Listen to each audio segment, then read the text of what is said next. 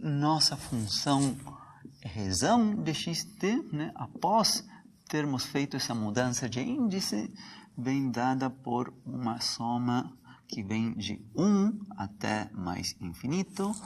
Aqui vai o coeficiente d com índice menos m, que multiplica cosseno de mπ sobre lx, e que multiplica esta exponencial de menos k m ao quadrado π ao quadrado sobre l ao quadrado t. Ficou desse jeito. Esta era a arrumação que eu queria fazer, né, para ser substituída de volta na expressão anterior e agrupar as duas séries numa única série. Este seria 13. Né?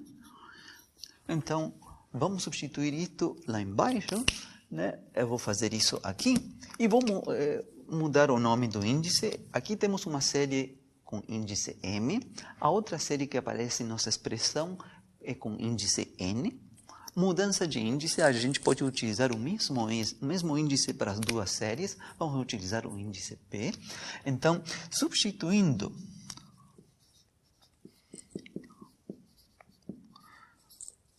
13, esta expressão daqui, em 12, que é onde a gente separou nossa série, a temperatura da barra T maiúsculo de xt nessas três contribuições, né? E utilizando como índice das somas P, dois pontos. Então, vamos lá. A nossa incógnita do exercício, T maiúsculo de x e de tzinho, vai ser igual. Vou começar escrevendo o termo constante que a gente tinha, d0, e depois dá para ver que se podem agrupar as duas somas numa única soma de p igual a 1 até mais infinito.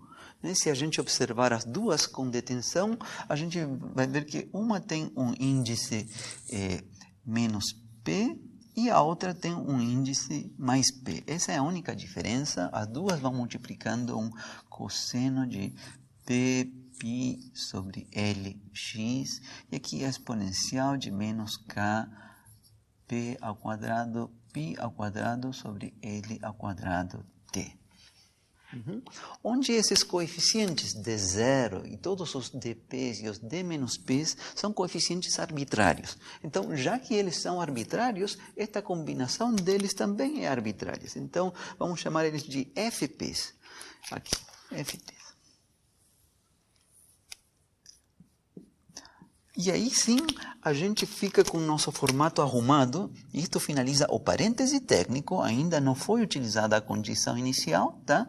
Mas finaliza o parêntese técnico, onde fica escrita nossa solução do problema como uma série, e onde a gente vê que a soma inclui um termo em que o índice valia 0, mas aqui vem os termos somente com índice positivo, com coeficientes fp, cosseno de pp sobre lx, e aqui vem a exponencial, menos k p ao quadrado π ao quadrado sobre l ao quadrado t. Essa é a conclusão do parêntese técnico.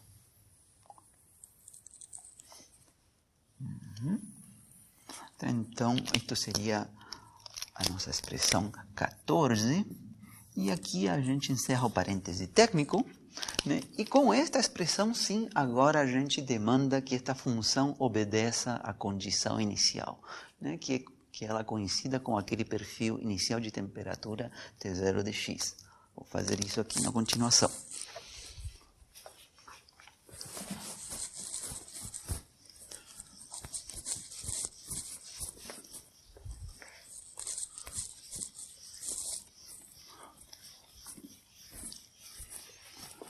Então, eu ainda mantive esta parte escrita para lembrar que não deu certo quando a gente considera individualmente cada uma das funções de prova. Não deu certo essa igualdade, e agora com a soma dessas infinitas funções de prova vai dar certo.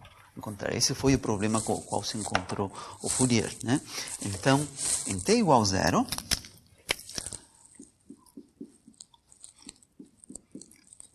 se a gente avaliar em t igual a 0 a nossa função, a nossa solução do problema, que acabamos de escrever, aqui vai ficar d0 mais aqui uma soma de p igual a 1 até infinito, os coeficientes fp, aqui vem cossenos de p π sobre lx, e a exponencial fica avaliada em t igual a 0, ou seja, vale 1. Ficou esta série, quando a gente avalia em t igual a 0. E a condição do exercício é que isto deva coincidir com essa função t0 de x, que descreve o perfil inicial de temperaturas da barra. Né? Então, quando o Fourier encontrou esta igualdade, se perguntou, será possível reproduzir com esta soma infinita de cossenos esta função que está aqui? Então, chama a atenção que isso é uma coisa extremamente não trivial, porque cossenos, toda esta família de cossenos, são funções cosenoidais, sinusoidais, oscilantes, flutuantes, pensemos como se fossem ondinhas, né? E que a gente seja capaz de reproduzir uma função com um perfil desta forma, somando funções que são periódicas, ondinhas, é uma coisa não trivial, né? Mas, afortunadamente, a resposta desse problema é afirmativa, se pode resolver e se pode encontrar esses coeficientes fp e d0 que satisfazem esta igualdade para os valores de x compreendidos nesse intervalo 0L. Né? A gente está resolvendo essa igualdade no intervalo 0L, né? E a gente está se perguntando se existem estes coeficientes d0 e todos estes coeficientes fp's, tais que esta igualdade seja válida em todo o valor do intervalo 0L. Bom, então, o Fourier respondeu essa pergunta e a resposta é afirmativa. E a gente, como já viu a série de Fourier, a gente se dá conta que o que aparece aqui é uma série cosseno. Não é aquela série de Fourier tradicional que contém a 0 sobre 2, a n cosseno e bn seno. Não, esta só contém os cossenos. Então, a série que está do lado direito deveria corresponder à série cosseno desta função t0. Deve corresponder à série cosseno da função t0 de x. Né? Isso já foi um problema estudado, a gente já tem uma fórmula pronta para isso. Né? Daqui vem que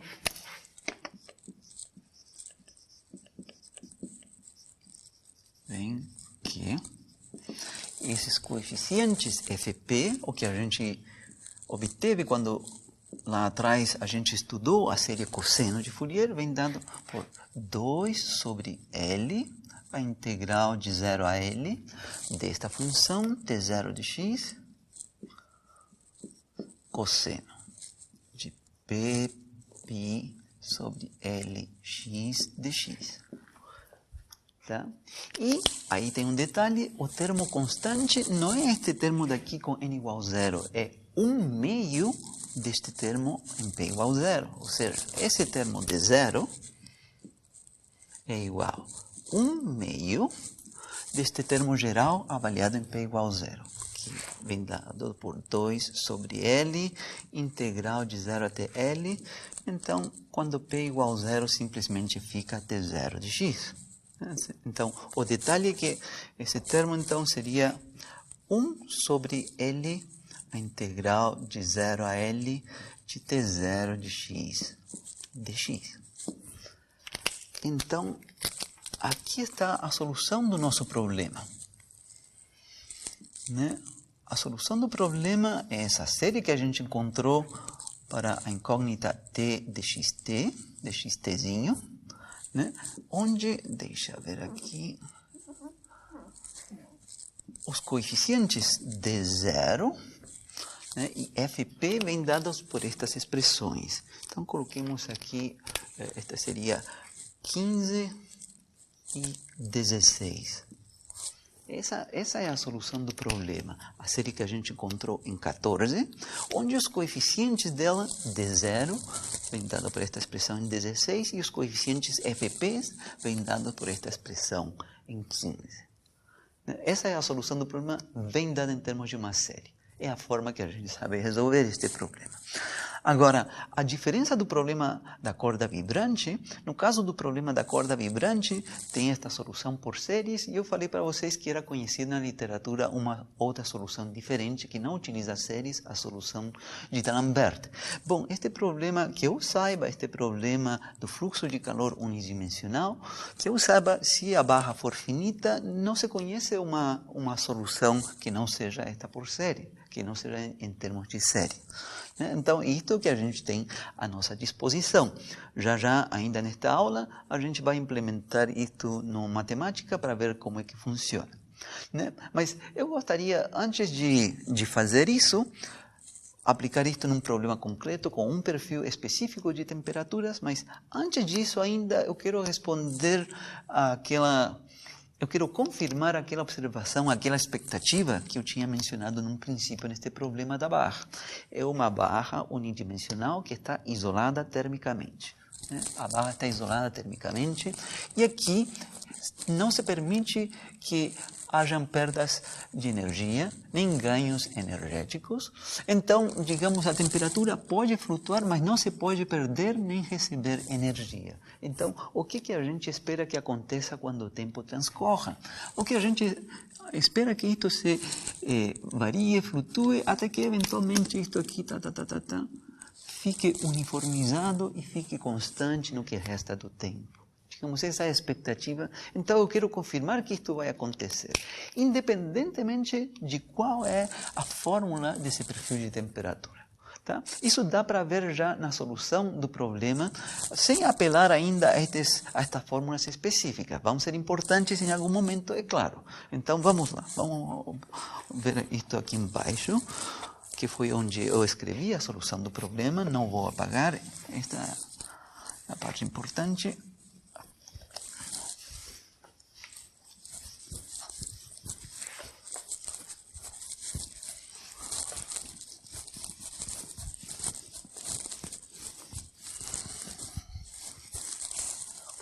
Então, a observação que eu quero fazer é o que acontece com esta expressão que a gente encontrou quando o tempo t é longo. Matematicamente, isso é t indo para mais infinito. Então, bom, a gente já vê aqui, quando t vai para o infinito, estas exponenciais com o expoente negativo, quando t vai para o infinito, elas morrem. Então, todos os termos desta série vão morrer, essa série toda vai morrer e vai sobreviver simplesmente este termo constante de 0. Então, significa que a temperatura para um tempo suficientemente grande vai ser constante para todo x. Em todo valor de x, a temperatura vai possuir o mesmo valor de 0. Isso significa que a temperatura se uniformizou. Escrevamos isso. Observação importante.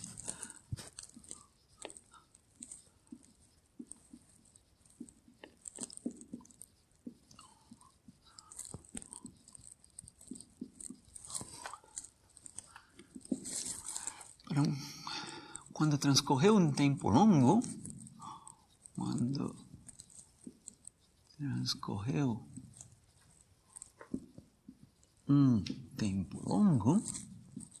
suficientemente longo, coloquemos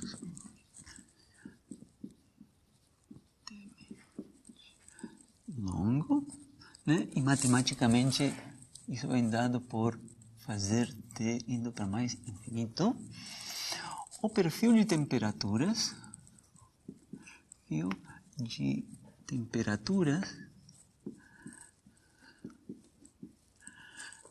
da barra se uniformiza.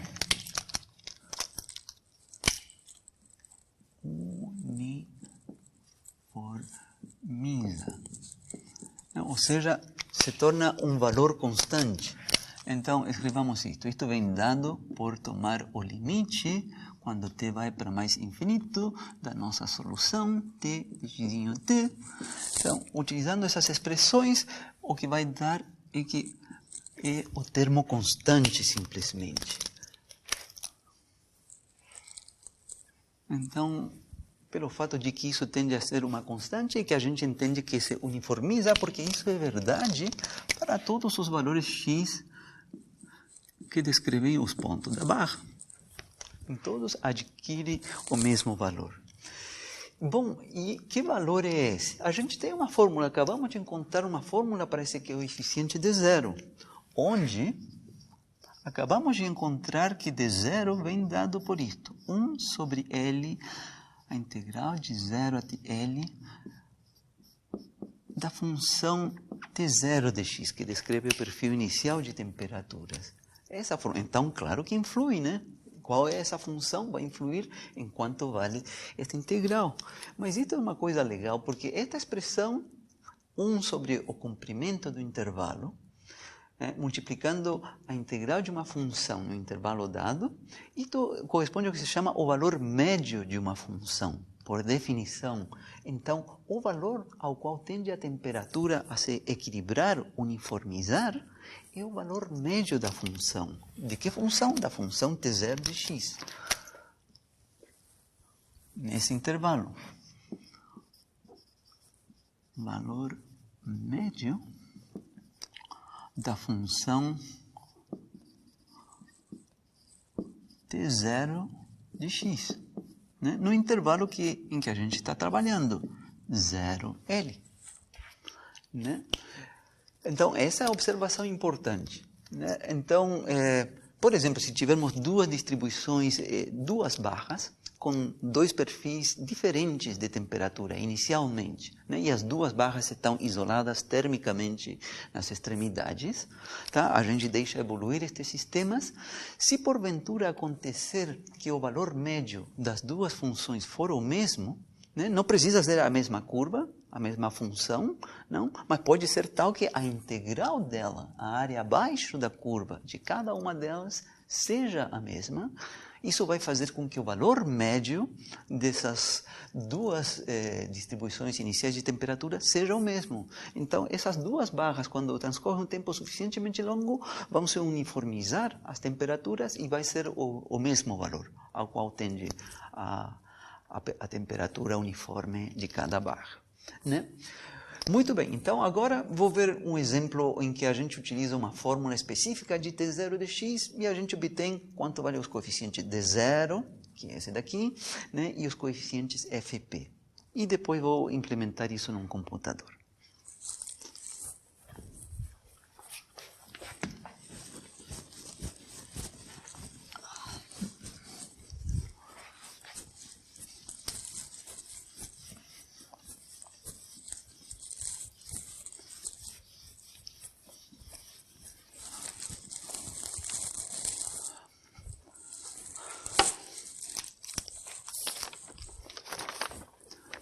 Exemplo.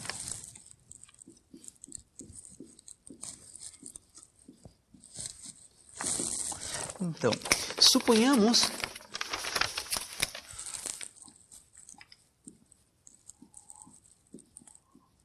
que o perfil inicial de temperaturas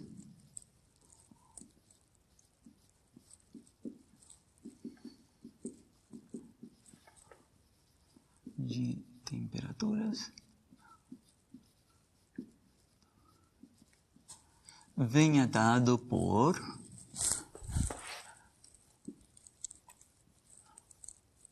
dois pontos. Eu vou fazer primeiro o desenho gráfico e logo escrevo a fórmula.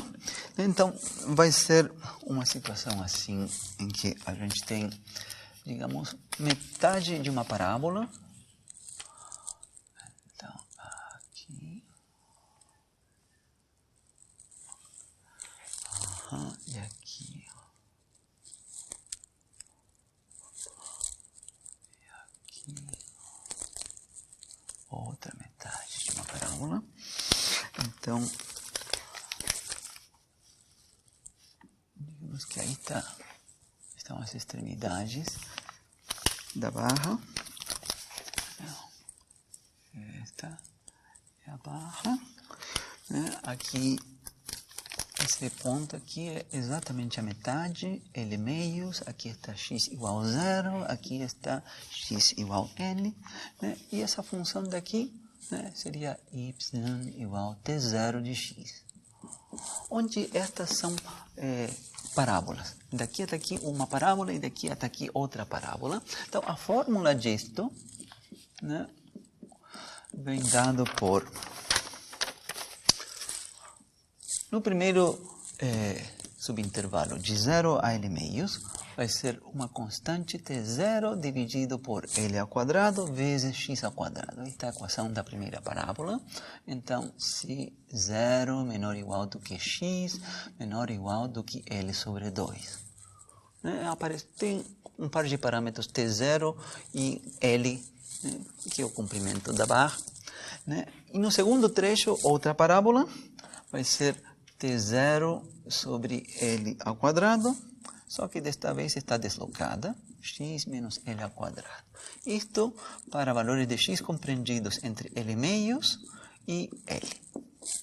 Isto corresponde a esse perfil de temperaturas. Muito bem, então a gente tem que calcular o D0, o FP, etc. Né? Então, eu simplesmente vou colocar aqui as integrais, tá? Não vou fazer o detalhe porque no capítulo da série de Fourier a gente viu como se familiarizar com isso. Só vou escrever aqui para que a gente veja que integrais vão aparecer. Né? Então, FP, né, seria 2 sobre L. Vou escrever aqui a fórmula, tá? Primeiro a fórmula 2 sobre L, aqui vai a função T0 de x, aqui cosseno, neste caso, P π sobre L x de x. Né? Então, esta integral a gente tem que separar em duas. Né? Uma de 0 a L meios e outra de L meios até L. Então, FP seria 2 sobre L, abro uma chave, uma primeira integral de 0 até L meios, e aqui coloco esta primeira fórmula, né? T0 sobre L ao quadrado vezes x ao quadrado, essa primeira fórmula, multiplicando o cosseno de P π sobre Lx. Essa é a primeira. A segunda, de L meios até L.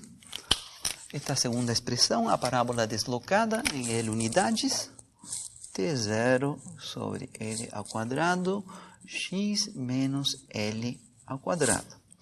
Também vai multiplicando um cosseno de P π sobre Lx. Lx dx. Então, estas são as integrais que aparecem, né? E a gente teria que fazer elas como? Utilizando integração por partes, duas vezes, né? Porque aqui tem x quadrado cosseno, para calcular essa integral precisa se utilizar integração por partes duas vezes, tanto para a primeira quanto para a segunda. Tem que fazer essa conta. Então, não quero dar esse detalhe, tá? Porque é um tipo de exercício que vocês têm que saber fazer a esta altura da disciplina, né? Mas o que eu faço notar é que a forma não fica simples, se calcula tudo, não fica assim tão simples para este trecho, nem para este trecho, não fica uma forma tão simples e se simplifica quando a gente soma as duas contribuições e fica uma coisa que é mais compacta. Tá? Então, façam o exercício, vão ver que a fórmula não vai ficar tão simples para o primeiro resultado e nem para o segundo, mas quando a gente somar as duas contribuições, fica uma expressão mais compacta. Eu vou dar o resultado, né? Para o coeficiente de zero é a mesma fórmula, só que com um fator 1 sobre L. 1 sobre L, e aqui a integral dessa primeira parábola, mais integral desta outra segunda parábola, e vão dar a mesma contribuição as duas. Então, vou escrever qual é a resposta a qual se chega, tá? Para o coeficiente FP e também para o coeficiente de zero.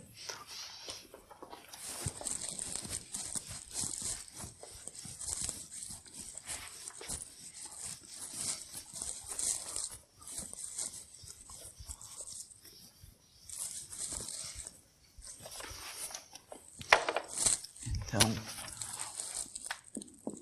fazendo os cálculos,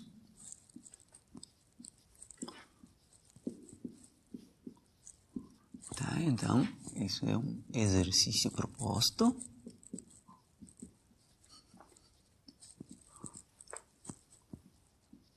Então,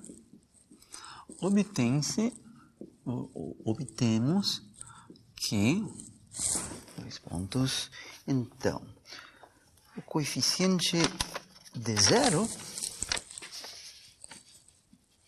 dá T0 sobre 12, e a expressão dos coeficientes FPs vem dado por 4 vezes T0 dividido por π ao quadrado, vezes cosseno de Pπ sobre 2 dividido por n ao quadrado. Perdão, aqui índice p ao quadrado aqui embaixo. Né? Então, com isso, vou substituir nesta expressão que a gente tem aqui embaixo, que é a solução geral que a gente obteve para este problema, desde que esta barra esteja isolada termicamente nas extremidades. Então, daqui vem que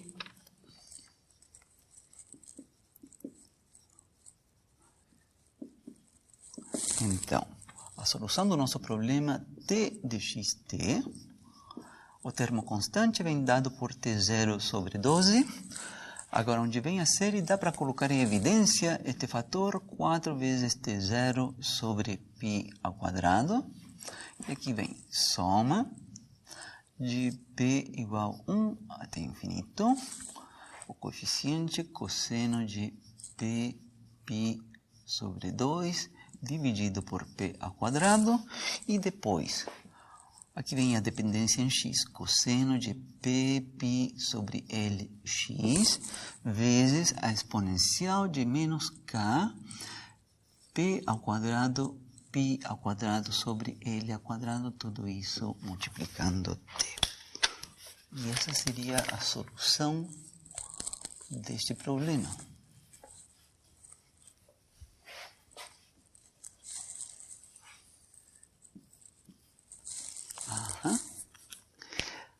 Então, pessoal, na lista de exercícios, que é a lista número 7, onde é visto este tipo de coisas, tem, por exemplo, também o caso de uma barra, né, em que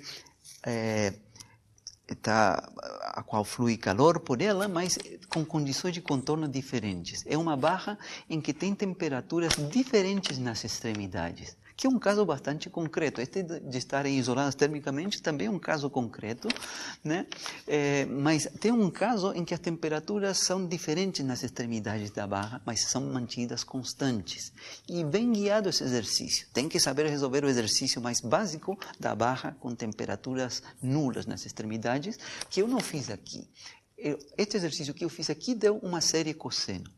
Então, fica proposto para vocês resolverem o mesmo exercício, fazer tudo de novo, né, com uma barra em que as temperaturas, as extremidades da barra possuem temperatura nula. E vai dar que é uma série seno, sem termo constante, uma série seno.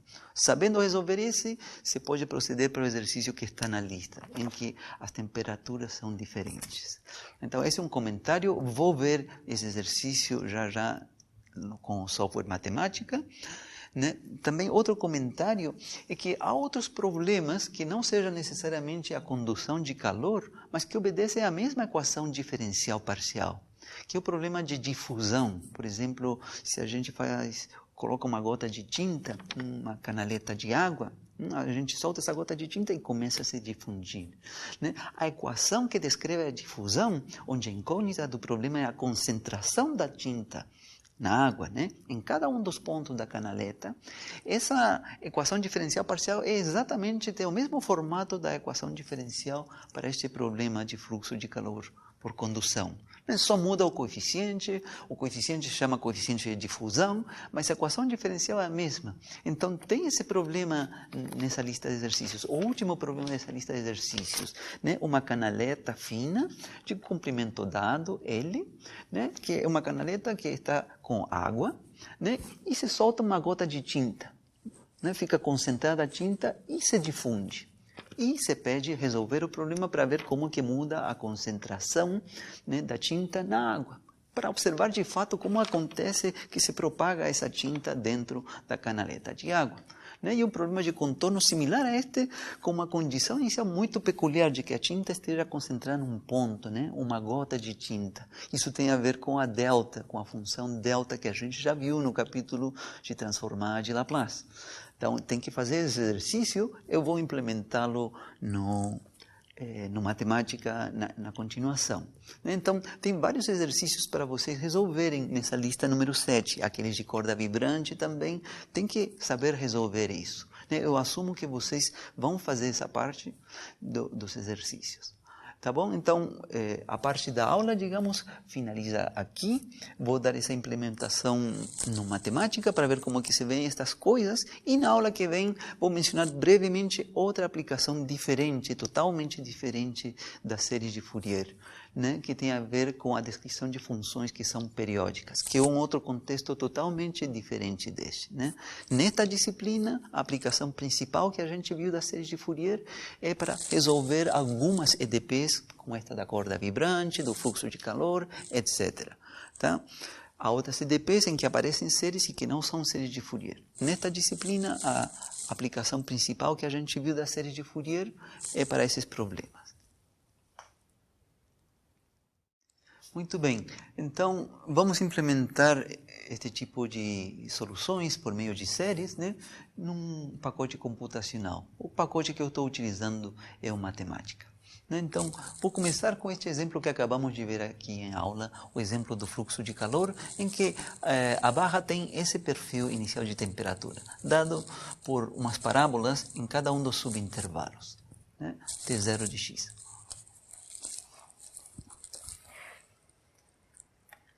Bom, para implementar estas coisas no computador, né, eu tenho que utilizar valores para os parâmetros, né? Eu vou utilizar T0 igual 12, L que é o comprimento da barra 2, e a constante K que tem a ver com a condutividade da barra igual 1. Vou utilizar esses valores, tá? Então, T0 igual 12, L igual 2, K igual 1, né? Então, aqui na aula, né, eu obtive, né, não dei os detalhes para vocês, deixei como exercício proposto para vocês, né, que achassem que os coeficientes, né, que são coeficientes de uma série de Fourier, de uma série cosseno, vêm dados por estes valores. O coeficiente constante é T0 sobre 12 e o coeficiente FP, bom, aqui eu chamei índice N, vem dado por estas expressões, né, 4T0 sobre π ao quadrado, com esse cosseno, etc. Então fica esta expressão, né, para a série. É coisa que a gente vai implementar isso aqui no computador. Então, eu vou implementar esta série, né, com 50 termos. Né, utilizando aqui com 50 termos. Né? Então, aqui substituir T0 sobre 12, e aqui tem a instrução da soma, né? E aqui, esse número aqui é 50, o número de termos. Né? Então, vamos lá. Ali. Eu peço para que ele mostre para mim a expressão e tem a soma de todos esses termos aí, né? A soma de todos esses termos que começa com um termo constante, que neste caso valeu 1, com aqueles dados que eu utilizei. Então, antes de fazer as animações, a animação disto, quero checar como que se vê o perfil inicial desta barra, o perfil inicial de temperaturas no momento em que t igual a 0. Né? Porque estou utilizando uma série, né? Então, vejam que ficou bastante bem, né? Vou colocar aqui mais para o centro, né? Vou até aumentar um pouco, ali. Então, efetivamente são duas parábolas, e bom, e tem aquele detalhezinho, né, que a gente já sabe, que no lugar onde a curva apresenta um bico, né, o gráfico da curva apresenta um bico, a série demora mais lá em chegar, né, porque aqui vai suavemente, né. Isto foi obtido com 50 termos, né, se a gente quisesse aprimorar esse detalhe aí, tem que colocar 100 termos ou mais termos, dependendo da precisão que a gente queira. Né, para os nossos propósitos, isto aqui vai ser suficiente, né. Então agora vou fazer uma animação para ver como que evolui esse perfil de temperaturas no tempo. Então lembremos que esta barra possui as extremidades isoladas termicamente, então não se perde energia pelas extremidades, tá? Então, vamos colocar isso aqui, vamos lá. Ali está, vamos ver, vou vou subir um pouquinho, é que acontece bastante rápido isto aqui, ali está mostrando, está repetindo, tá? Vou ver se eu consigo aumentar isto. Não consigo aumentar, vou deixar assim, mas começa ali, tá vendo, e vai diminuindo e vai se uniformizando a temperatura, como eu tinha dito na aula, depois de um tempo suficientemente longo, né, vai se uniformizando. Né? E aí, ele, depois de certo tempo, ele repete o gráfico de novo. Isto é o programa, né? Não que aconteça isso de fato, permanece uniforme e pararia. Né? Bastante bem se vê isto implementado aqui. Isso foi com 50 termos. Ok? Muito bem. Então, vou agora considerar um exercício que está na lista, né, que eu mencionei no final da aula, que é o exercício número 8, o exercício em que desta vez as extremidades da barra não estão isoladas termicamente. São mantidas a uma temperatura constante, mas uma temperatura constante que é diferente. Né? Em concreto, se vocês vão lá no enunciado desse exercício 8, aparece que a extremidade esquerda é mantida com temperatura nula, 0, né? E a extremidade direita é mantida com temperatura constante, 60. Então, é um problema, digamos, bastante realista, né? Onde as temperaturas das extremidades da barra não têm por que coincidir. Né? Então, esse exercício vem guiado passo a passo no exercício 8, como resolver ele. Né? E a barra que a gente vai considerar aqui, inicialmente possui um perfil de temperaturas que é uniforme. Uma temperatura que vale 25 em todos os pontos da barra. Então, esse é o problema matemático que a gente vai resolver e vai implementar. Eu peço, na verdade, que vocês resolvam aí. É guiado passo a passo aí. Tá? Então, vocês têm que fazer essa solução. Eu vou colocar aqui a solução. Aproveitem porque eu acho que esta não está no gabarito da solução. Esta é a solução do problema. Né? Então, vem aí dada pela série, mas vejam que desta vez apareceu aqui uma função que não faz parte da série de seno, nem é um termo constante, é um 3x. Né? Isso é por causa de que o problema, vou voltar aqui, o problema este é um problema com condições de contorno que chamam não homogêneas. Uma delas é 0, mas a outra não é 0. Então, você faz um truque, né, que vem dado aí no exercício, de transformar este problema num novo problema, onde as temperaturas sejam nulas nas duas extremidades, seja um problema homogêneo. Né? E o truque que se faz é precisamente definir uma nova variável que leva no meio este 3x, né? Se define assim. Então, na solução do problema aparece este 3x. E essa é a solução do problema completo. Você pode confirmar que esta função satisfaz a EDP, satisfaz as duas condições de contorno, temperatura 0 numa extremidade, temperatura 60 na outra extremidade, e que em t igual a 0, esta série somada aqui, junto com este 3x, dá um valor constante que é 25. Né? Então, na continuação, vou implementar isto aqui no matemática, ver como se vê com algum número finito de termos. Tá? Bom, o comprimento com o qual vou trabalhar da barra vai ser 20, né? E aqui estou implementando a fórmula dos coeficientes que aparecem aí. Né? Estou chamando de EN.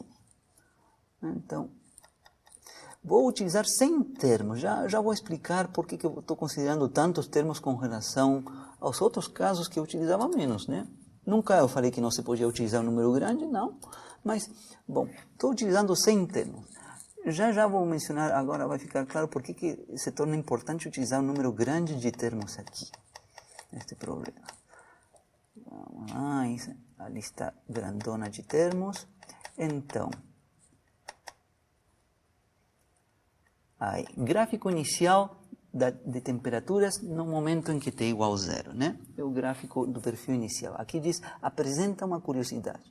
Vamos lá, então, vou utilizar essa fórmula grandona que está aqui, vou avaliar ela em tzinho igual a 0 e peço para fazer o gráfico. Então, demora um pouquinho porque são 100 termos, é uma expressão grandona, e aqui está o gráfico, vou aumentá-lo e vou centralizar ele. E vou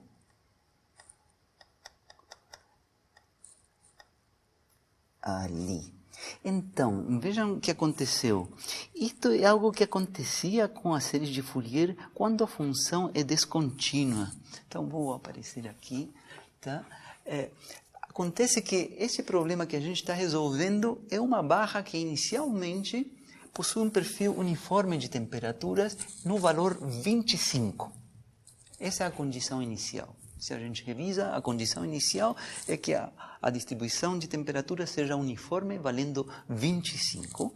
Só que, nas condições de contorno, nas extremidades, diz que a extremidade esquerda deve estar a temperatura 0. E a extremidade da direita deve estar a temperatura 60. Então, fica uma certa inconsistência, porque esta extremidade da esquerda está a temperatura nula, a extremidade da direita está a temperatura 60, e eu inseri no meio aqui uma barra que está com uma distribuição de temperaturas uniforme igual a 25. Então, se cria uma descontinuidade entre a temperatura com relação à extremidade esquerda, onde por um lado diz que deve ser 0, e por outro lado a barra vem com a temperatura valendo 25, e também acontece o mesmo fenômeno do lado esquerdo, do lado direito, onde a temperatura, do ponto de vista da barra, deveria ser 25, que é uniforme, mas externamente está sendo mantida a uma temperatura 60. Então é uma função descontínua, uma função que vale 25 no interior, que vale 0 na extremidade esquerda e que vale 60 na extremidade direita. Então, é uma função descontínua que a gente está implementando utilizando uma série de Fourier. E a gente viu que as séries de Fourier, quando descrevem funções que são descontínuas, quando se aproximam do ponto da descontinuidade, começa a dar essa flutuação assim. E aqui dessa flutuação. Se supõe que isto foi com 100 termos, se eu utilizar 200, vai melhorar, vai acontecer, vai se ver cada vez aqui mais uma linha reta, mas sempre a aproximação se torna ruim quando a gente se aproxima do ponto da descontinuidade. Vão acontecer flutuações. Bom, eu teria que utilizar 500 termos ou 1000 termos se eu estiver interessado em descrever o perfil de temperaturas inicialmente, em t igual a 0. Agora, se eu ignorar esse problema, vou mostrar aqui que isto foi no instante em que t é igual a 0. Vamos ver o que acontece um instante um pouquinho depois de t igual a 0.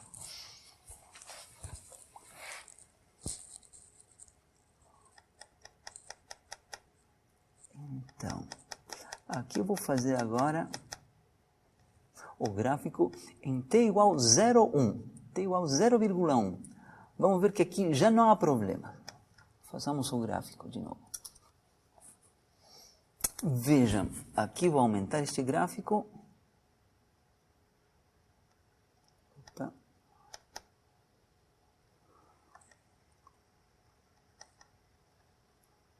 Vejam que aqui já não tem essas flutuações e aqui já está acontecendo que na extremidade esquerda a temperatura é 0, na extremidade direita a temperatura é 60, e aqui no meio ainda foi 0,1 segundo depois. Aqui ainda no meio, digamos, como que não se deu conta ainda do que está acontecendo. E o que está acontecendo é que a temperatura dos pontos da barra começou a mudar para se adaptar a essas condições externas, que são 0 na extremidade esquerda e 60 na extremidade direita. E a barra está, no princípio, nesta temperatura de 25 graus Celsius. Então, claro que o que se atinge primeiro é o que está nas extremidades e depois esse efeito vai chegar aqui no centro. Quando transcorreu 0,1 segundos, já sumiram essas oscilações, esses problemas que apresentava a série de Fourier por causa da função ser descontínua, porque agora a função já não é mais descontínua. É uma função contínua, assim, Tem esse crescimento abrupto aí, mas é uma função contínua. Vejamos um instante posterior, por exemplo, já um pouco depois, aos 3 segundos. Vejamos como é que se vê este gráfico.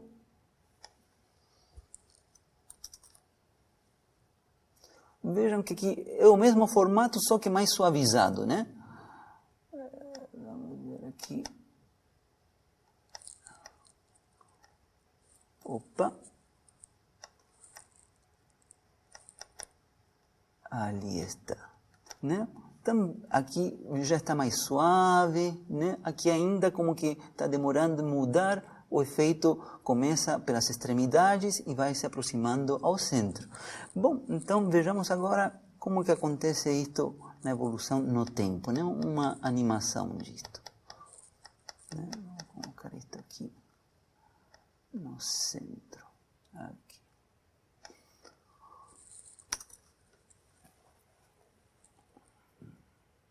Ali está. É assim que vai mudando. Né? Depois vai repetir de novo. É assim que vai mudando. Então, num tempo longo, o perfil de temperatura vai ficar assim, uma reta simplesmente. Né? Porque a temperatura na extremidade esquerda é diferente da temperatura da extremidade direita. Na esquerda vale sempre 0, na direita sempre vale 60. Então começa aí, e aí depois de um tempo longo vai ser ajeitado. Aham. Muito bem, esse foi um exemplo aí da lista, né, também com fluxo de calor. E vou finalizar aqui com outro exemplo da lista também. Desta vez não é fluxo de calor, é aquele problema que eu mencionei da difusão de uma gota de tinta em água. Esse é o último exercício da lista número 7, o exercício número 9. Então, vem escrito aqui o problema, vem formulado aqui. Né? A incógnita do exercício é a concentração C maiúsculo de xt. Né? E em fenômenos de transporte se estuda esta equação, e a equação tem exatamente o mesmo formato que a equação de condução de calor numa barra. Né? A derivada temporal da incógnita é igual a alguma constante vezes a segunda derivada parcial com respeito a x. Né? E a gente está resolvendo isso numa canaleta de comprimento L, né? De t igual a 0 em diante. E a condição de que não se perca tinta pelas extremidades é similar àquela de que as extremidades da barra estejam isoladas termicamente. É a derivada da incógnita com respeito a x ser 0 nas extremidades. Neste caso, que seja 0 significa que não se perde tinta. Né? Não há perda de tinta. A tinta que está dentro da canaleta de água não vai fugir pelas extremidades, vai ficar toda distribuída dentro, né? De alguma forma. E bom, e a peculiaridade deste exercício é que a condição inicial, vejam, aqui vem dada por uma delta, porque o problema se trata precisamente de uma gota de tinta que está concentrada num único ponto, x0, onde está esta delta de x menos x0, né? Está concentrada nesse ponto. Né? E a constante que vem na frente é a massa da gota de tinta. Isso é um exercício que apareceu lá no início desta disciplina, na primeira lista desta disciplina, onde a gente trabalhava com as funções de grau unitário, a função delta de Dirac, e pedia para se modelar esta situação de uma gota de tinta numa canaleta. Então, este exercício está na lista 1, o exercício de modelar qual é a função que modela isso. Bom, é esta que está aqui, uma delta de x menos x0 vezes a massa da gota de tinta. E bom, então, tem que resolver este problema matemático com esta condição, mas é o problema que a gente resolveu em aula, né? Porque as condições de contorno são as mesmas, é a mesma EDP, e onde aparece a condição inicial, a gente substitui aí esta fórmula com delta e a gente calcula os coeficientes. Então, resolvendo isso, fazendo esse procedimento, se chega nesta expressão que está aqui. Tá? Está também no gabarito dessa lista, né? Dá um termo constante e estes outros termos. Isto deveria descrever como que se difunde essa gota de tinta na canaleta de água. Né? Então, para ver isto no computador, né, a gente utiliza alguns dados numéricos. Eu vou utilizar que M0, a massa da tinta, 5 unidades, que o comprimento da barra vale 1, que o coeficiente de difusão vale 1, que o ponto onde está localizado, né, não é o ponto que está no meio. Coloquei um ponto x0 que está 3/4, localizado em 3/4 de L. Não está no meio. Tá? E o coeficiente que se obtém, né, que está na expressão acima, é esse daqui. Bom, aqui implemento a fórmula. Né? Vou utilizar aqui 30 termos só. Tá? Então, a série de Fourier com 30 termos. Então, aí apareceu a expressão grandona, mas esta aqui só tem 30 termos. Então, quero checar como que se vê o gráfico em t igual a 0. Vai aparecer uma peculiaridade aqui também, tá? Vai lá, vai aparecer uma peculiaridade. Vejam, aqui, o que a gente esperava ver em t igual a 0? A gente esperava ver uma função que fosse nula em todas as partes e só no ponto x0, que é 3/4, né? 0,75, a gente esperava ver concentrado um pico, alguma coisa, né? Que fosse infinito. Né? Como a gente está utilizando um número finito de termos na série de Fourier, não acontece isso, né? Há mais peculiaridade do que isso, tá? Que tem a ver com a função delta de Dirac, né? Que é uma distribuição. Então, não quero dar mais detalhe, mas em t igual a 0 apresenta esta situação de que aparece aqui. Se eu colocasse mais termos, eu utilizei 30 termos, né? A gente pensaria que se eu utilizasse 100 termos, 200 termos, 500 termos, resolveria isso, né? Apareceria aqui algo que tende para zero, e aqui que se pronuncia. Mas não vai acontecer isso neste caso. Vai acontecer sim que este pico se pronuncia e aqui vão aparecer mais flutuações. Efetivamente diminui em tamanho mais flutuações. Tá? Não vai acontecer uma coisa que tende para zero nitidamente. Isso tem a ver com as peculiaridades da função delta, tá? Que a gente não vai ter tempo de ver essa situação. Mas o que eu posso falar para vocês, esse seu perfil apresenta essa peculiaridade no momento inicial, em que t é igual a zero. Mas assim como a gente viu no problema anterior, assim que eu deixar transcorrer um pouquinho o tempo, né, em t igual a uma milésima de segundo, tá? Um pouquinho depois vai ter sido resolvido este impasse. Vamos ver isso.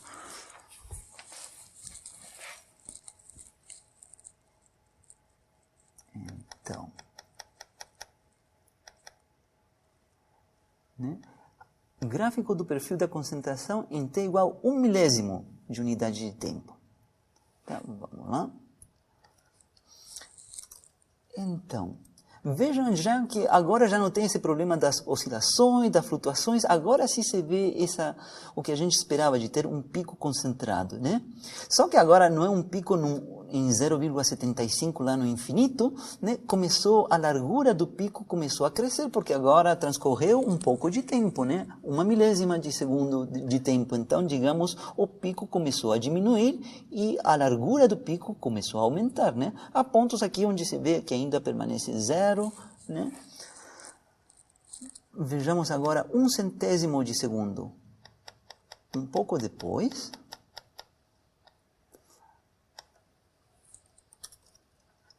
bom, aí já diminuiu bastante, né?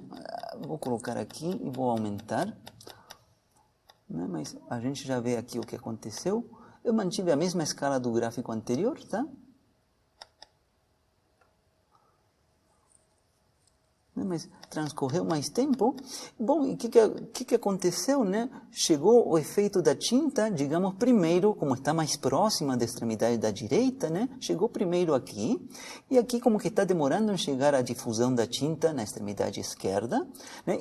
E diminuiu mais a concentração, está se diluindo.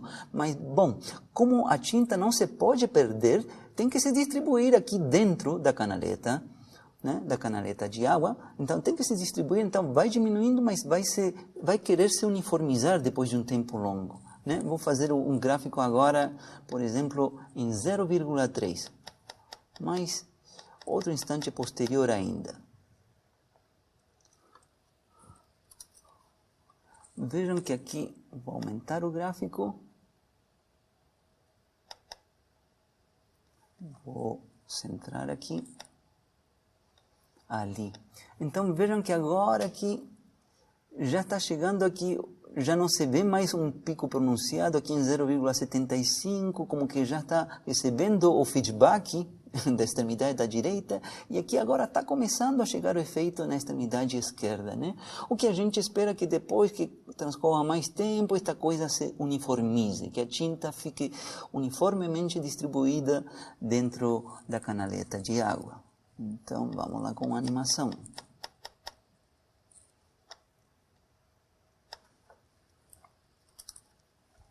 Ali.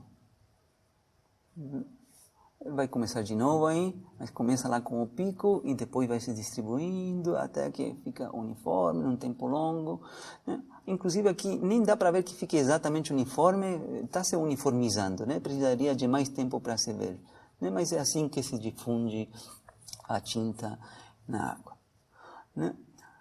Muito bem, pessoal. Então, com isto termino. Nas aulas passadas, então, a gente viu no capítulo 4 das aplicações das séries de Fourier, né? Esta parte da aplicação, né, resolução de alguns problemas de contorno envolvendo EDPs. Em particular, a gente se concentrou no problema da corda vibrante e na aula passada o problema do fluxo unidimensional de calor numa barra sólida.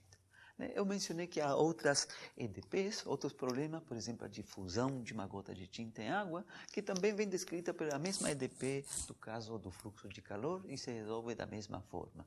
E há outras muitas, por exemplo, uma propagação de uma onda de som num tubo, por exemplo, um tubo de órgão de igreja, por exemplo, né? A propagação do som internamente vem descrita por uma equação diferencial que tem exatamente o mesmo formato da corda vibrante e se resolve exatamente da mesma forma. Então, tem outras, estes são os problemas clássicos conhecidos nos textos, né? O corda vibrante, fluxo de calor, mas se pode encontrar outros problemas que são resolvidos da mesma forma. E até outros que sejam com EDPs diferentes, também nas quais aparecem como ferramenta as séries de Fourier. Por exemplo, as vibrações transversais de uma viga. Aí a EDP que aparece não é nenhuma destas duas, mas a resolução matemática desse problema também utiliza as séries de Fourier como ferramentas, né? Entendendo bem esses dois casos, serve para abordar esses outros exemplos. Muito bem, então, na aula de hoje, todos estes são tópicos que a gente já viu, né? Então, na aula de hoje, vamos ver uma outra aplicação, mas nesta eu vou ser mais breve, mais superficial, né? Com alguns exemplos, alguns detalhes, sim, mas não tão aprofundado quanto eu fiz no caso inicial, né? Porque o caso inicial é o caso que a gente vê nesta disciplina propriamente tal, essas aplicações, tá? Esta daqui, pelo menos para vocês terem alguma noção, e aí dependendo do curso de vocês, alguns de vocês que sigam pela área eletrônica, alguma coisa assim, muito provavelmente vão se encontrar com a aplicação que eu vou mencionar aqui agora. Essa aplicação, né, é para a descrição de sinais acústicos e elétricos, né, onde a função que aparece no exercício é uma função que é periódica, né? Então, vou começar por aí. Acontece que o que a gente aprendeu das séries de Fourier pode ser generalizado quando a gente estuda uma série de Fourier definida originalmente num intervalo AB, como a gente fez em todos os exercícios, né? A gente pode examinar essa série de Fourier agora fora desse intervalo AB, no que resta do intervalo na reta real, né? E quando a gente faz esse procedimento, a gente se encontra com que a série está descrevendo uma função que é periódica, né? Isso é o que aparece nestes casos desses sinais acústicos e elétricos. Não de qualquer sinal acústico e elétrico, mas, por exemplo, o sinal acústico de uma nota musical. Algum instrumento musical toca uma nota e apresenta uma curva de som, né, que apresenta um padrão periódico, né? Ainda nesta aula eu vou mostrar uns exemplos disso, né? Vai ficar isso para depois. Primeiro eu vou fazer a parte preparatória, a parte da teoria, né? À luz das séries de Fourier, né? Então vamos começar aqui com 4, 2, 1. Série de Fourier, né? Que a gente vem denotando com S, F, o intervalo AB de x, né? Isso denota a série de Fourier gerada pela função f no intervalo AB. Então, série de Fourier S, F, AB, x, considerada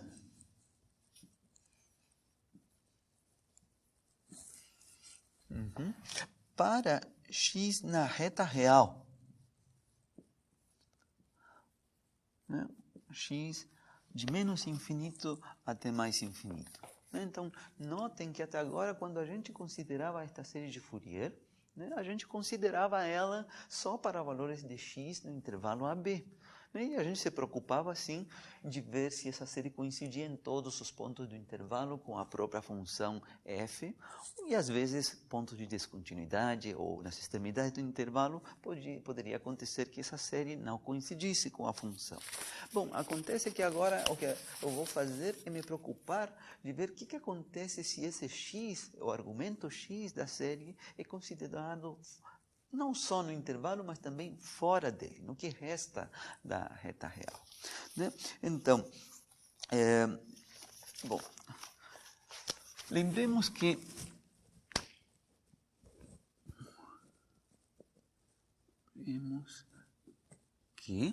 né, a série de Fourier gerada por uma função f no intervalo AB possui a expressão A0/2, né, mais uma soma de 1 até infinito a n cosseno 2n π dividido por b menos a x mais bn seno 2n π dividido por b menos a x, né? Onde a gente conhece a expressão dos coeficientes an, bn, A0/2, né? Onde conhecemos a fórmula, né? Conhecemos a fórmula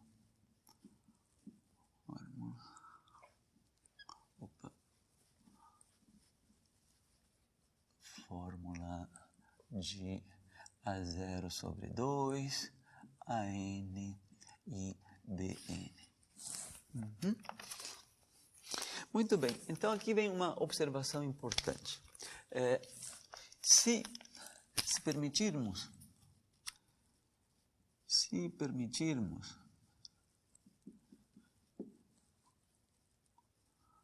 que a variável x se encontre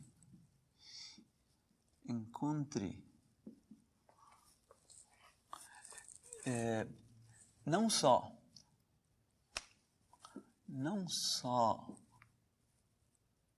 em AB, que é o que a gente faz originalmente no intervalo onde está definida a função, mas no que resta da reta real,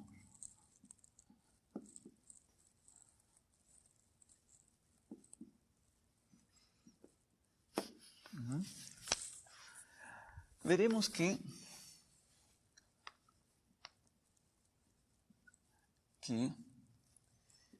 dois pontos, né? Primeiro, veremos que a série de Fourier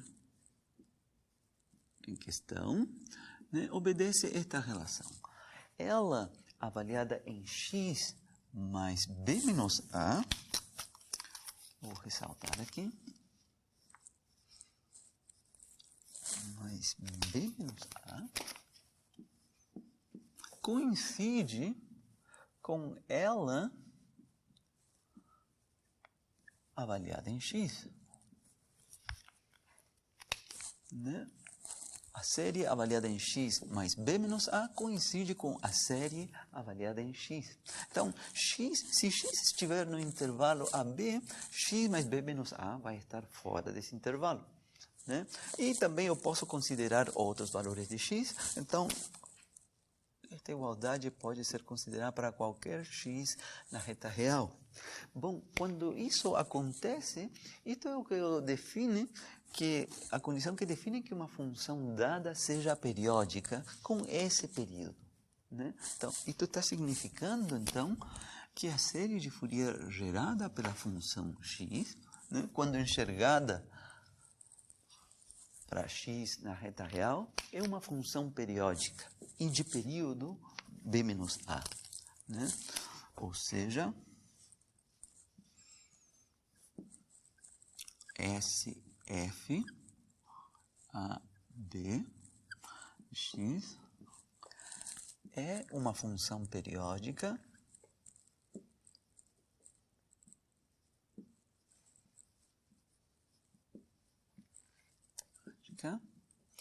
de período b menos a.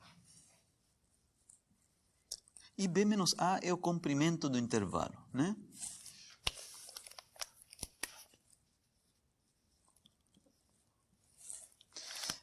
Então, provemos isso. Não é difícil de se provar isso. Vou dar a explicação básica, sim, né, que não é com todo o detalhe, mas é suficiente para entender que de fato acontece esta relação, né? Que significa que a função, a série de Fourier seja periódica. Bom, então, vamos colocar alguns números nestas equações. Então, a equação que está aqui em cima vai ser nossa primeira equação. A condição de periodicidade vai ser 2. Então, vamos justificar esta relação, né? A ideia é que eu posso examinar a função cosseno ou a função seno, a análise é literalmente a mesma, e essa função, cada uma destas funções para um índice n dado, cada uma delas já obedece à condição de admitirem esse período B menos A, cada uma individualmente, antes de realizar a soma. Então, se cada uma destas funções cosseno e seno que estão dentro desta soma admitir um período B menos A, a soma toda, a série toda, né, também vai admitir um período B menos A. Então, a demonstração consiste nisso. Por exemplo, considerar cosseno de 2nπ sobre B menos AX, avaliar ela em x mais B menos A, e ver que a resposta vai ser a própria função original, cosseno de 2nπ sobre B menos AX. Né? Com isso, a demonstração para o seno é idêntica. Isso implica que a série toda, né, admite esse período. Então, é isso que eu vou fazer aqui na continuação.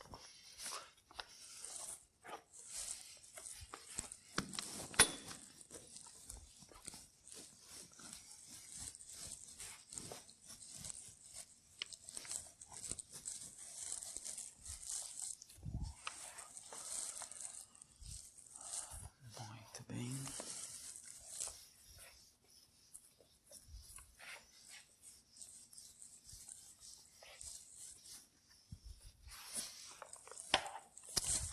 Então, vejamos. Então, cosseno de 2nπ dividido por B menos A, né, avaliado em x mais B menos A, que é o comprimento do intervalo,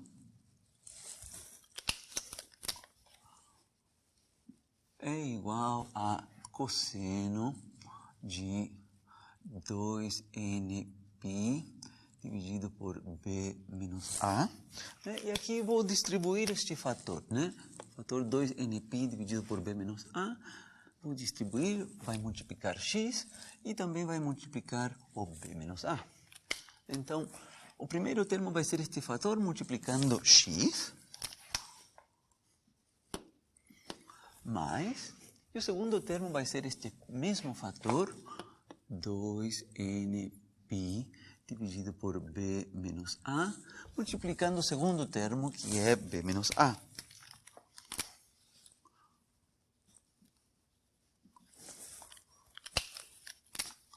Bom, então, vocês veem que no caso do segundo termo vai ter esse cancelamento aí do B menos A, né? E simplesmente esse termo é 2nπ.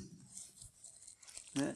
Então ficou a função cosseno com o argumento original que ela possuía, né? Que é esse 2nπ sobre B menos AX, e ficou um ângulo de defasagem, um ângulo de fase de 2nπ. Bom, isso vale simplesmente cosseno desse ângulo inicial, porque a função cosseno é uma função periódica de período 2π. E o que está aqui significa 2π vezes n, ou seja, n voltas. Né? Então, isso daqui é simplesmente cosseno de 2nπ dividido por B menos AX. Né? E o motivo disso é, pois, a função g de u, né, que seja cosseno de u, né, possui período 2π. Então, isso daí é verdade, e essa é a relação que a gente precisava, né? Esta seria a terceira relação, 3. Então, para o seno, que aparece na série de Fourier, também é obedecida esta relação. Então, utilizando estas duas relações, a gente prova que a série de Fourier completa obedece essa relação de periodicidade, que a série avaliada em x mais b menos a coincide com a série avaliada em x. Então, essa é a propriedade-chave. Muito bem. Então, vamos na continuação reexaminar, dar uma repassada, né, pelo teorema da convergência pontual da série de Fourier, que a gente viu lá atrás, né, mas à luz deste resultado, né, de que a série de Fourier está descrevendo uma função que é periódica. Então, isso seria o item 422. Reformulação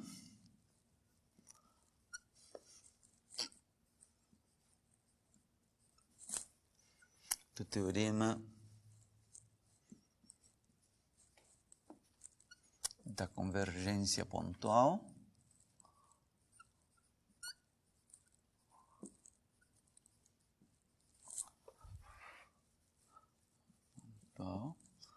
da série de Fourier.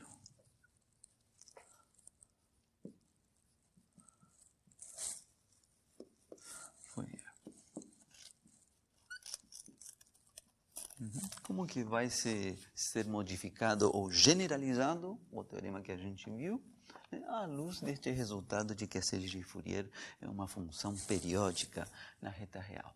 Bom, para fazer isso formalmente, eu preciso de uma definição anterior, né, que vou ver neste momento. Definição. Vamos definir aqui o que se entende pela extensão periódica de uma função.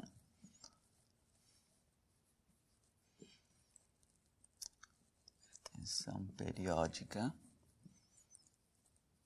de uma função.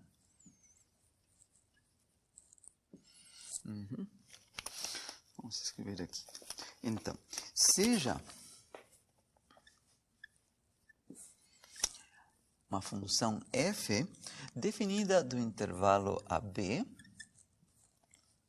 em R, ou seja, uma função real, né? Tem uma pequena sutilezinha de que estamos incluindo a extremidade esquerda do intervalo e não estamos incluindo a extremidade direita, mas isso é só para ter uma consistência na hora de definir a extensão periódica desta função.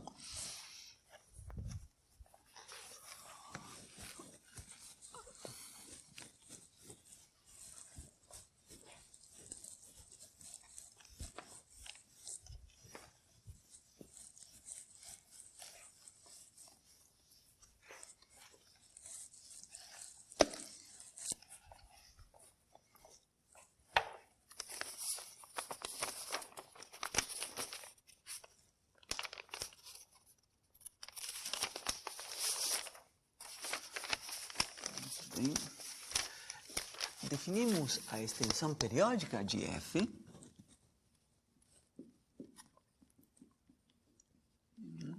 a, abre aspas, extensão periódica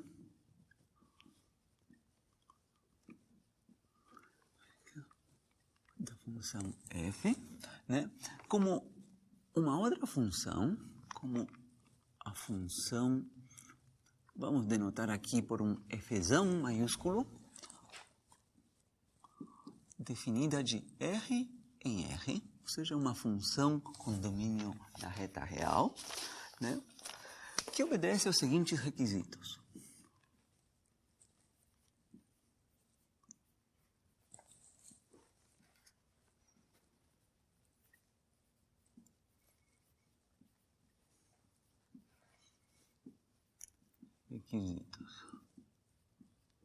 Dois requisitos.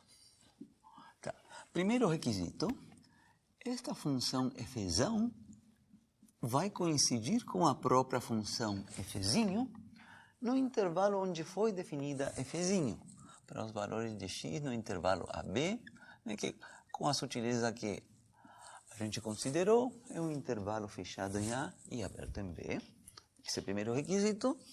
E o segundo requisito, para valores de x, por exemplo, que estiverem fora do intervalo, já que esta extensão periódica, né, é uma função com domínio na reta real, né, ela vai ser definida fora do intervalo de tal forma que esta função fzão seja periódica. Então, vai ter que acontecer que esta função fzão avaliada em x, né, com aquele período b menos a, né, que é o comprimento do intervalo,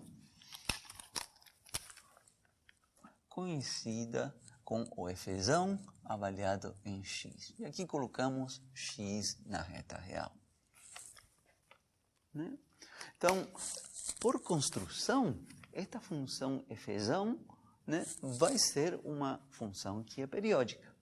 Né? E quando a gente considera esta função fzão no intervalo original, vai coincidir com a função fzinho.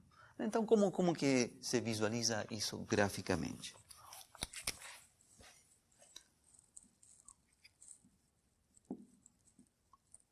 Graficamente, eu vou fazer primeiro o gráfico aqui da função fzinho, né?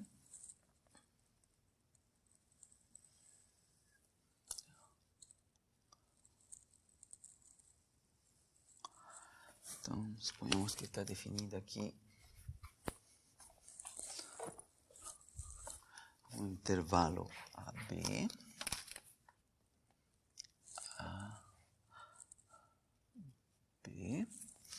então, suponhamos que, sei lá, por dar um exemplo, seja assim, tá?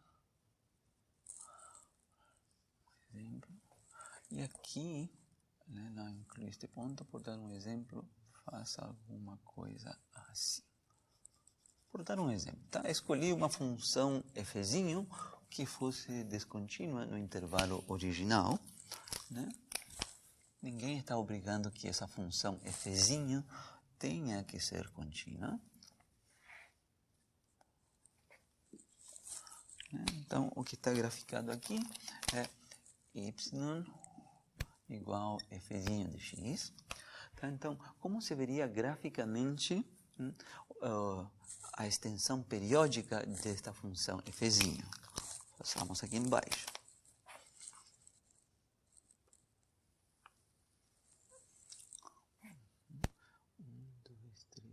4. Tá, aqui dá assim.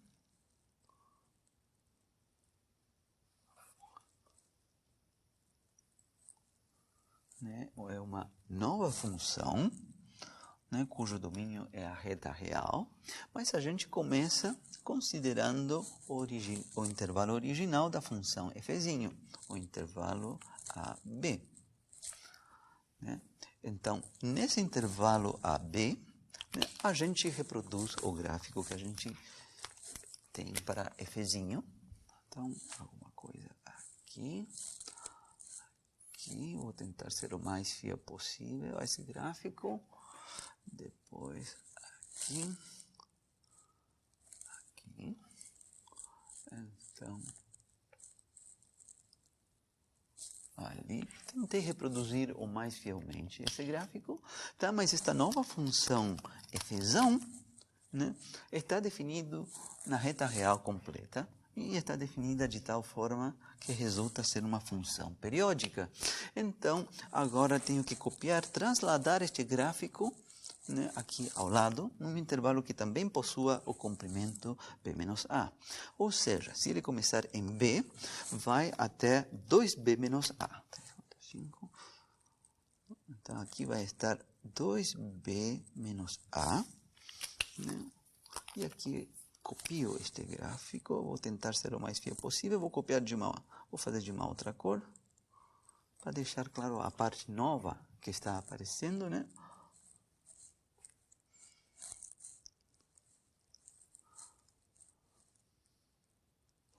Então, foi deslocado esse gráfico em b menos a unidades, isso se faz de novo. Aqui vai estar 3b menos a. de novo.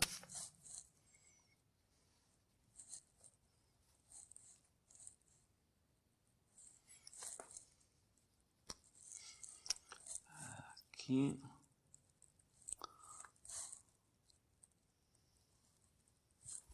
Também para o lado esquerdo. Então, se aqui tiver A, temos que subtrair B menos A. Deixa eu ver, vai ser A menos B menos A. Isto vai dar 2A menos B. Esse ponto que está aqui é 2A menos B. Né? Que aparece esse mesmo gráfico.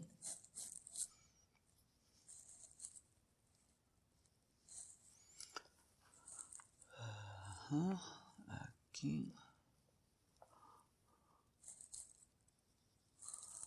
Então, aqui vai uma coisa assim. Opa, aqui vai nesse ponto de ali. Ali. Só vou copiar mais uma vez aqui. Aqui vai mais B menos A, mais B menos A, menos B menos A, vai dar 3A menos 2B. Aqui está 3A menos 2B. Vou copiar mais uma vez.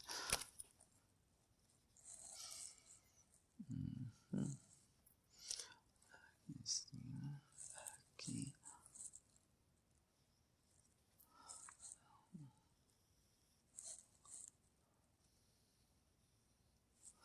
Bom, e assim vai, né? Aqui. Da direita, acaba aqui em cima, esse ponto está aqui, né?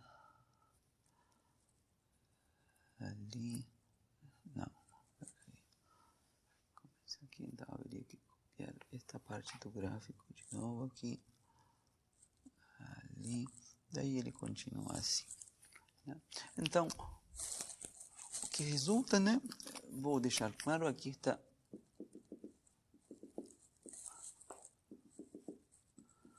o intervalo AB original, onde foi definida a função f de x, e aqui, em intervalos de comprimento B menos A, se repete esse gráfico. Aqui também.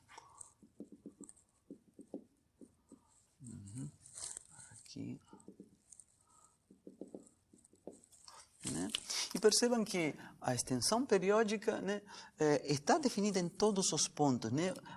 A função original está definida em A, não está definida em B. E a extensão periódica está definida em B, exatamente em B, como valendo o mesmo valor que a função f' possuía em A. Então, está definida em todos os pontos da reta real. Então, esse gráfico que está aqui embaixo é o gráfico da extensão periódica de uma função. Fzão de x. Fica uma coisa desse jeito. Então, isso vai ser o que vai acontecer com uma série de Fourier. A gente tinha considerado aqui, inicialmente, a série de Fourier no intervalo AB, para a qual a gente tinha o gráfico dela aqui no intervalo AB. Podia, eventualmente, ter aquelas descontinuidades. A gente sabia que se houvesse algum ponto onde houvesse uma descontinuidade, o valor que a série de Fourier assumia nesse ponto era o ponto médio. Não é o caso desta função que escolhi aqui, mas com a série de Fourier ela assumia o ponto médio. Bom, o que a gente está aprendendo à luz dessa propriedade da periodicidade da função é que se a gente fizer o gráfico da série de Fourier, né, para valores de x que estão fora do intervalo AB, vai acontecer isso com o gráfico. Vai se repetir o mesmo gráfico original em intervalos de comprimento P-A. Então, o teorema da convergência pontual da série de Fourier, revisado, reconsiderado à luz disto, vai afirmar o que eu acabei de escrever aqui. E vamos fazer isto formalmente.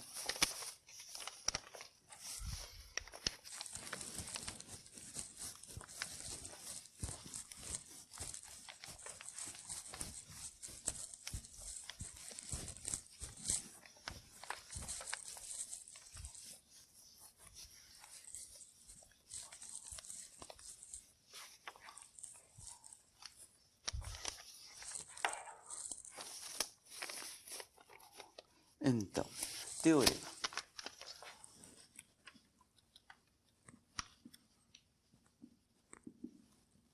Este vai ser nosso teorema. Então, seja f, né, uma função contínua por partes, né, no intervalo dado. Né? O teorema da convergência pontual da série de Fourier fornecia informações suficientes, condições suficientes para que convergisse a série de Fourier. E essas condições de suficiência era que a função tinha que ser contínua por partes no intervalo original e também a derivada dela tinha que ser contínua por partes no intervalo original. Então, vou cobrar isso aqui desta função. Seja f uma função contínua por partes em AB, né, tal que a derivada dela também seja contínua por partes nesse intervalo. Essas eram condições suficientes para que a série de Fourier gerada por essa função f convergisse pontualmente em todos os pontos do intervalo. Então, essas condições são as mesmas as que a gente cobre aqui. Então,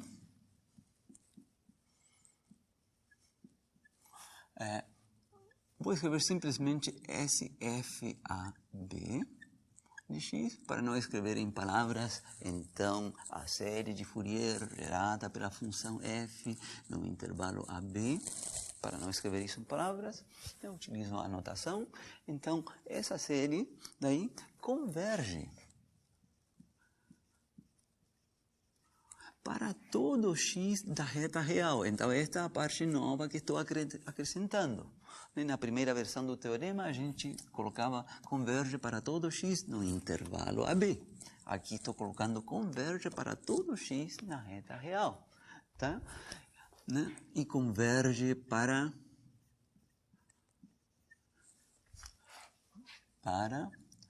dois pontos.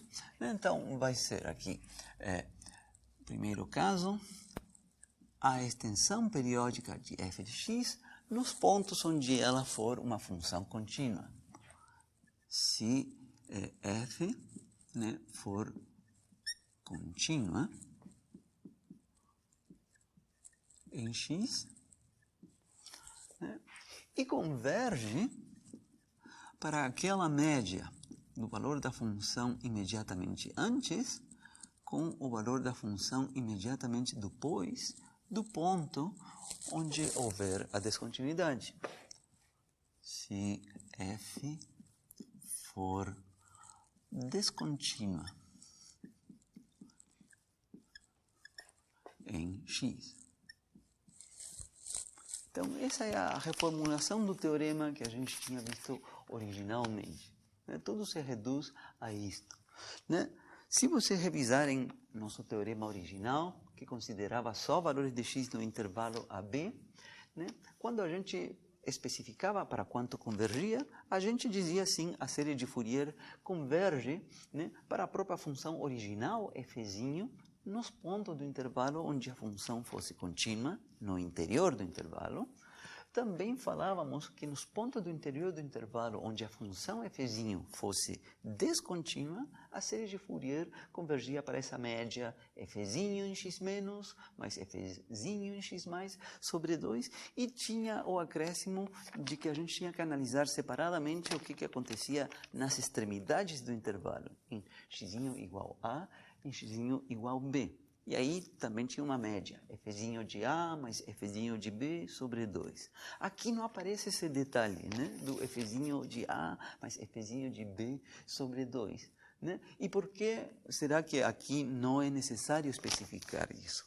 O motivo é que aquele caso particular, né, que a gente considerava lá, né, a gente considerava f'zinho de A mais f'zinho de B sobre 2, né? Nos casos em que estivéssemos considerando x nas extremidades do intervalo, x igual a ou x igual b, né? O que eu quero mostrar aqui para vocês é que esse caso peculiar, né, está considerado aqui também, neste outro caso daqui, da média do Fzão, né, no ponto imediatamente antes e no ponto imediatamente depois da descontinuidade. Né? Vejamos isso aqui no gráfico que ainda está feito, para que fique claro. Tá, vamos aqui.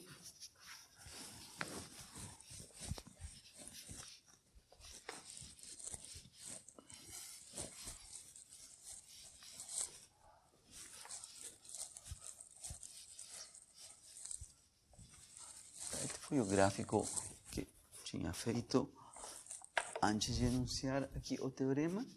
Então, se se tratasse aqui da série de Fourier, né, façamos aqui então.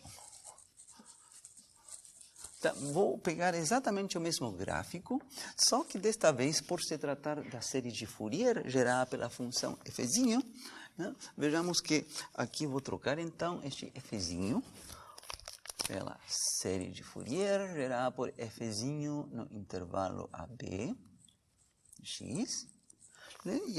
E tem essa sutileza que, por exemplo, se esse for um ponto de descontinuidade, a série de Fourier aqui converge para essa média entre o valor da função imediatamente antes e o valor da função imediatamente depois.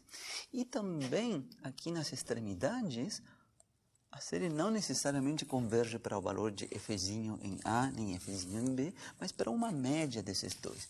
Essa média vai dar mais ou menos um ponto por aqui, tá? Mais ou menos, tá? Isso seria, digamos, o gráfico. Agora, não é da função f, é da série de Fourier gerada por f, que coincide em praticamente todos os pontos do intervalo AB, exceto no ponto da descontinuidade e nas extremidades. Tá?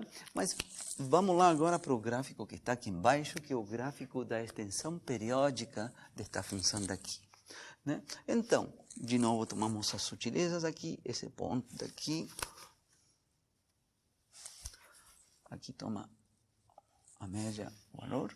Então, vejamos o que vai acontecer nas extremidades. Vou deixar isso em aberto. Por enquanto, vou me concentrar primeiro em colocar nesse ponto de descontinuidade aqui, dentro do intervalo. Aqui também. Aqui não. Aqui esse ponto. Aqui também não. Aqui esse ponto. Aqui também não. Aqui esse ponto. Tá? E vou colocar assim em azul, aqui, vou apagar esse ponto, já vou mencionar o que acontece, aqui também vou apagar, vou deixar a bola aberta, aqui também vou deixar a bola aberta, aqui também, bola aberta, aqui também. Então, o que diz o próprio teorema, a nova versão do teorema? Né? A nova versão do teorema diz que, olha, esses pontos das extremidades, do ponto de vista da função que agora possui um domínio na reta real, vai assumir a média entre esse valor que assume a extensão periódica aqui quando vem antes e depois, que é o ponto médio. Né? Esse ponto que está aqui, que tinha imediatamente antes, e esse ponto que está do outro lado é fzinho em B. E esse ponto que está aqui antes, é fzinho em A. Então, esse ponto que vai aqui à média, automaticamente, na extremidade do intervalo, ele está assumindo como valor a média entre fzinho de A e fzinho de B. Aqui, aqui, aqui, aqui, tá? Aqui, aqui. Né? Então, aquela sutileza, né, que era acrescentada separadamente, né, de que nas extremidades do intervalo a série de Fourier convergia para essa média, fzinho de A mais fzinho de B, né, se x igual a ou x igual a B, agora já acontece automaticamente para a extensão periódica da função, porque esses pontos vêm a ser pontos de descontinuidade. Então, a prescrição, considerar o Fzão imediatamente depois do ponto, Fzão imediatamente antes e tomar a média, implica esta prescrição que a gente tinha para os valores de x nas extremidades do intervalo AB. Vem automaticamente aí. Bom, então, essa é a versão revisada do teorema da convergência pontual da série de Fourier, à luz do que acontece para valores de x na reta real. Então, o que a gente pode fazer aqui para fechar bem esta parte? É reconsiderar os exemplos que a gente viu de séries de Fourier para funções fzinho no intervalo 0, 2π, por exemplo, inicialmente o primeiro e o segundo exemplo, e considerar eles agora para x na reta real. Então, vamos fazer isso.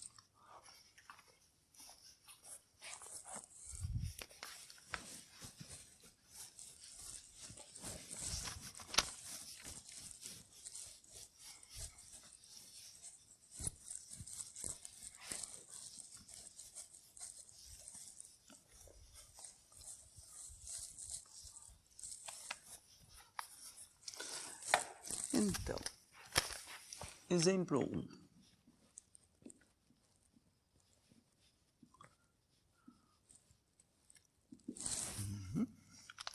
Então, foi visto,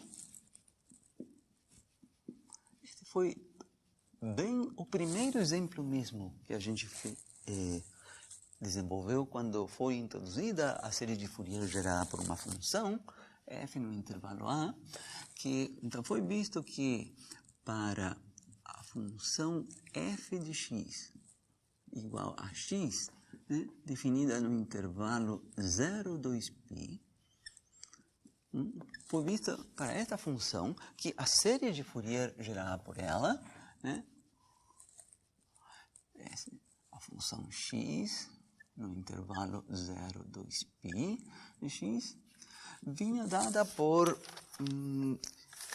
a constante, o termo a0 sobre 2 dava π, e aqui tinha menos 2 vezes uma série que só continha senos. Então aqui tínhamos seno de nx sobre n. Isso foi o que a gente tinha visto. E a gente sabia elaborar o gráfico desta série à luz do teorema da convergência pontual da série de Fourier. Então, como era esse gráfico? Esse gráfico era assim. Como era assim? A gente procedia da seguinte forma. Construíamos o gráfico original, da função original, que é a função x, nesse intervalo, 0, 2π. Então, uma coisa assim. E depois a gente se preocupava de falar o que acontecia nas extremidades do intervalo. Então, aqui está x igual a 0, aqui x igual a 2π. Por se tratar da função f de x igual a x, esta reta é y igual a x, o valor que a função assume quando x igual a 2π, aqui é 2π. Então, a gente começa por aí. Então, se a gente quer fazer o gráfico desta série de Fourier para valores de x que estiverem também fora do intervalo, qual vai ser a receitinha, a prescrição? Vai ser, bom, copie este gráfico, translade este gráfico em intervalos do mesmo comprimento. Então, aqui vai ter outro, então aqui vai ter uma coisa assim, outra coisa assim, assim vai. Também para a esquerda. Opa. E assim vai. E nos pontos onde houverem descontinuidades, atribua como valor a média, o ponto médio. Um e outro.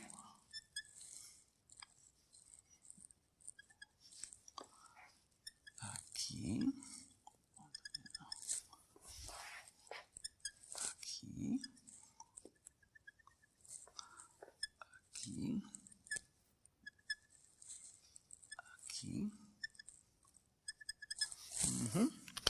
Então, o valor aqui é π, né? O eixo x, assim vai, né? Então, o gráfico que foi obtido dessa forma é o gráfico da série de Fourier de x para valores de x na reta real. Isso que foi graficado aqui, né? Então, este gráfico é o gráfico de y igual série de Fourier de x gerada pela função x no intervalo 0, 2π. Para valores de x que estão na reta real. Então, aqui que valor seria aqui? Seria 4π, 6π, seria menos 2π, menos 4π. Né? Beleza, né? É assim que se constrói o gráfico da série de Fourier, gerada pela função original para valores de x que estão na reta real completa. Esse foi o primeiro caso que a gente viu nesta disciplina. Nesse primeiro caso, a gente só tinha parado, né, com o gráfico para valores de x somente no intervalo 0, 2π. Aqui a gente está falando o que acontece fora desse intervalo. Vejamos como que ficaria a situação no segundo exemplo, que ainda foi visto também nessa mesma aula, primeira aula do capítulo de série de Fourier.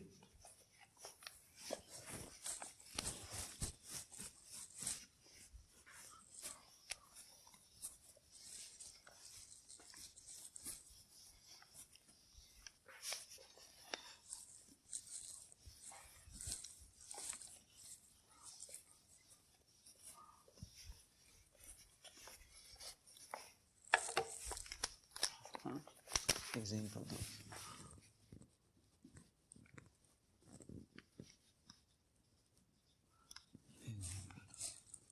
Então, neste segundo exemplo era o caso de uma função também definida no intervalo 0, 2π, que era descontínua, né? A função f de x vinha definida da seguinte forma. Vinha definida como sendo x sobre π ou 0.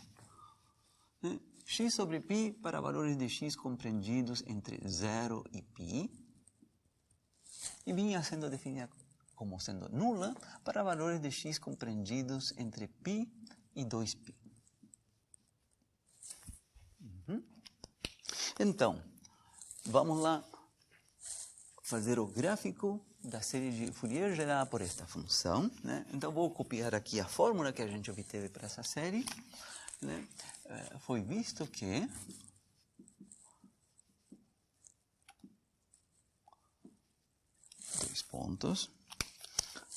a série de Fourier gerada por esta função f no intervalo 2π. Esta possui uma fórmula mais complexa. O primeiro termo constante, vinha dado por 1/4.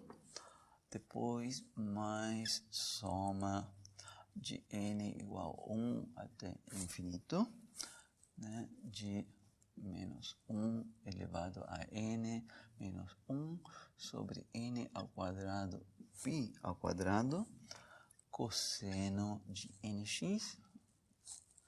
E aqui tinha um termo bn, coeficiente, que vinha dado por menos 1 elevado a n mais 1, dividido por nπ, multiplicando seno de nx. Foi isso que a gente obteve fazendo os cálculos de AN, BN, a 0 sobre 2. Então, o gráfico. Como que é o gráfico dessa série? Bom, o procedimento, a partir de 0, né, consiste em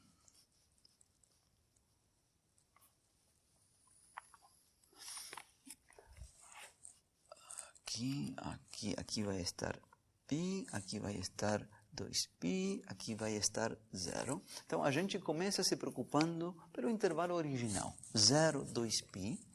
A gente faz o gráfico desta função f sem nos pronunciarmos ainda do que vai acontecer nos pontos de descontinuidade, nem nas extremidades do intervalo. Então, esta reta aqui que passa pela origem, x sobre π, né, uma coisa assim, né? O valor que essa reta assume quando x igual a π é exatamente 1. E na segunda parte do subintervalo, o segundo subintervalo vem dado por 0. Aqui.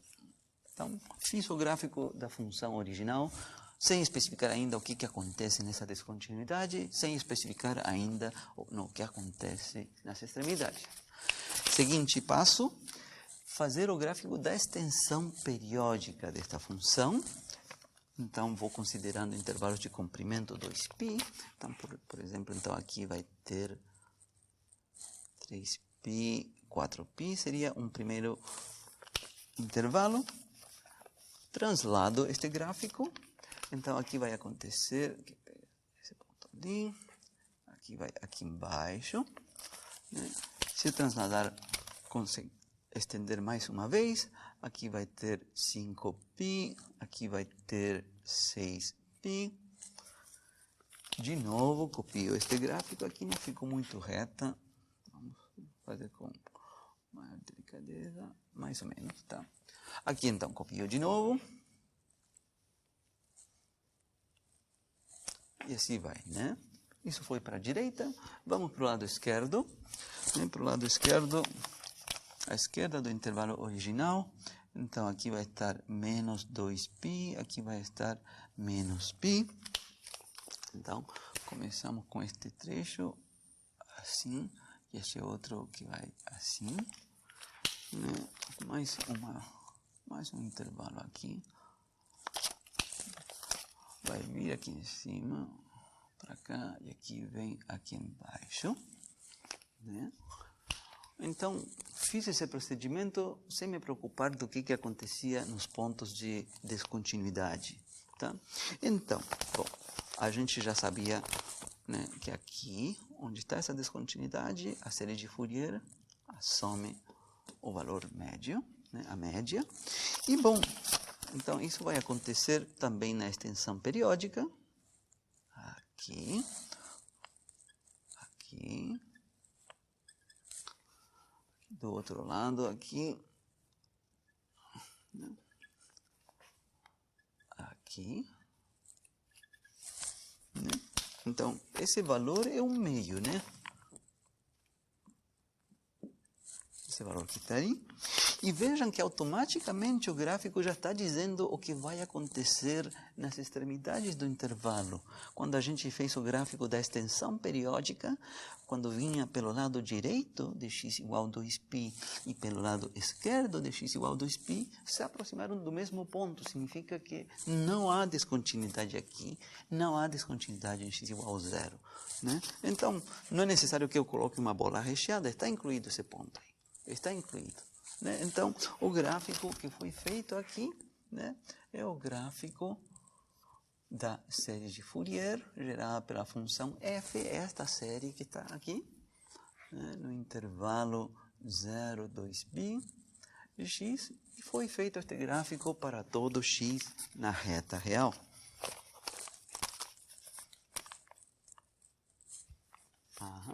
Bom, então este procedimento, esta brincadeira que fiz aqui, você pode fazer para todos os exemplos que tenham aparecido na lista, né? Na lista número 6, quando foi feito o cálculo da série de Fourier gerada por uma função, não necessariamente o intervalo 0, 2π, tem muitos exemplos lá com diferentes intervalos, né? Mas você faz o mesmo procedimento para obter o gráfico da série de Fourier para valores de x na reta real completa. E, bom, estes são os ingredientes teóricos que a gente precisava para depois abordar de novo, na verdade, abordar o assunto dos sinais acústicos, né, e elétricos. Que acontece que existem sinais acústicos e elétricos que vêm descritos por funções que são periódicas. E aí, de forma natural, a gente vê que esta ferramenta de Fourier surge aí. Né? Como descrever esse sinal periódico? É natural que seja descrito utilizando uma série de Fourier, porque a série de Fourier também é periódica. Né? Então, essa é a parte que eu vou explicar aqui brevemente. Na verdade, vou explicar somente o caso do sinal acústico. No caso do sinal elétrico, que alguns de vocês que sigam pela área de eletrônica, etc., vocês vão ver com muito mais detalhes. Só vou mencionar um exemplo, né? Eu não conheço os fundamentos disso aí, mas vou mencionar com mais detalhes sim, o caso do sinal acústico. Vamos ver isso aqui na continuação.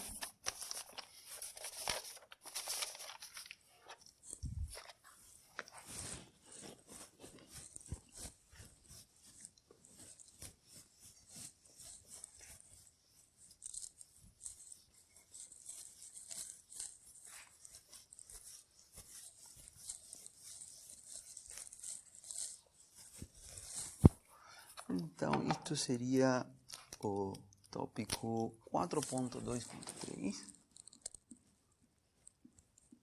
Vamos falar aqui do som, né? Repito que guardando as devidas proporções, porque é uma passada, uma pincelada, né?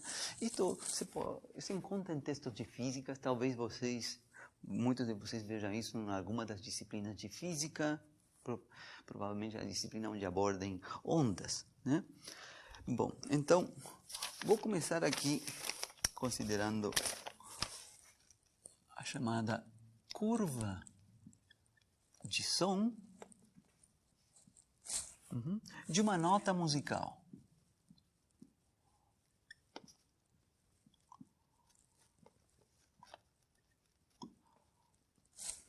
Né? E vou, depois das explicações, vou mostrar para vocês uns gráficos que eu peguei de um livro que estuda estas coisas, né?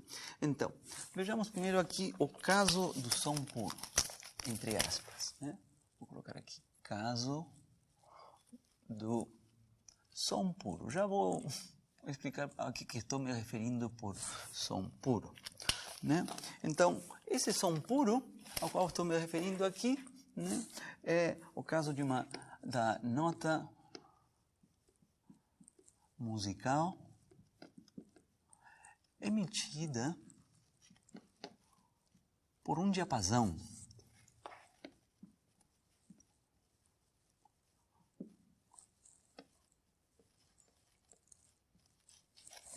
Vamos chamar isso de som puro. O que acontece? Então, a experiência é a seguinte. As coisas que vou estar colocando aqui são resultados da experiência, tá? Né? E a gente vai ver que a teoria, né, a ferramenta matemática que a gente tem à disposição encaixa perfeitamente na descrição destes fenômenos. Então, qual é a situação? A gente vai no laboratório, tem um osciloscópio, e nesse osciloscópio a gente aproxima um diapasão e a gente dá uma martelada nesse diapasão. Tem um diapasão para cada uma das notas musicais. Por exemplo, para a nota Lá de 440 Hz, por exemplo. Tem um diapasão que indica isso, a gente dá uma martelada, emite o som da nota Lá e a gente aproxima ele do osciloscópio. O que se vê aí na tela do osciloscópio, no monitor do osciloscópio, né? Então, aparece um gráfico. Vou mostrar isto depois, mostrando uns slides, né? Mas estou aqui antecipando, né? Então, nesse gráfico, no eixo horizontal vai o tempo e no eixo vertical vai uma variável y, né? Que corresponde, esse y corresponde ao deslocamento de uma molécula de ar que está ali e que está oscilando, né? E não é difícil, digamos, não vou entrar nesse detalhe, que essa molécula vibra realizando um movimento que é periódico, tá? Cada uma das moléculas de ar, quando a gente emite uma nota de som, essa se propaga aqui na sala, né? Por meio das moléculas de ar que vibram. Cada uma transmite uma vibração, né? Mas as moléculas não viajam, né? O som viaja para lá, mas as moléculas de ar, a molécula que está neste lugar do espaço, ela vibra, mas permanece oscilando em torno ao mesmo ponto de referência. Não é que a molécula viaja até a extremidade da sala, não é isso que acontece. Ela vibra. E essa vibração é um movimento periódico. Bom, se o som em questão se tratar do som emitido por um diapasão, então ela descreve um movimento harmônico simples. Aqui descreve uma curva que é uma sinusoide. Tá? Então vamos fazer aqui, vou tentar fazer aqui. Mais ou menos, não ficou muito bem. Aqui, ali, continua.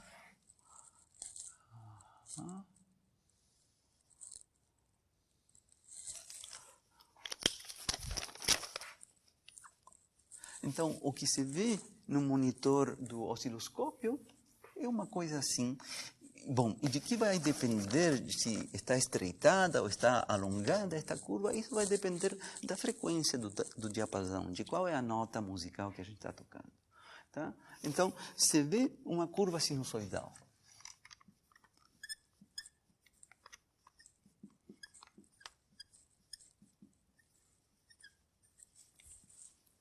Né?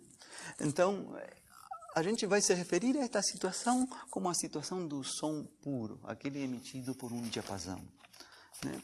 E o fato de que se veja uma curva que oscila, né, isso ainda não garante que seja sinusoidal.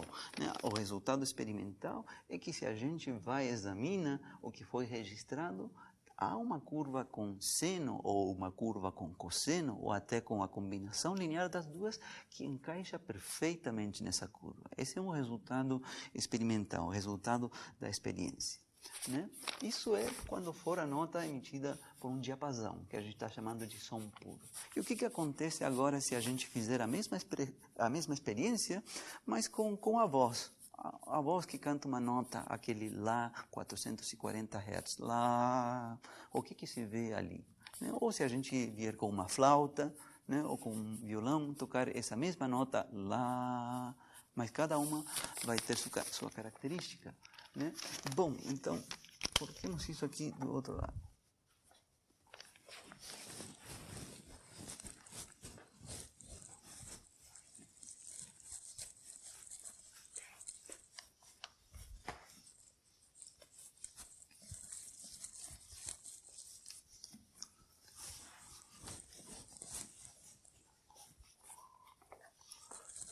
Então,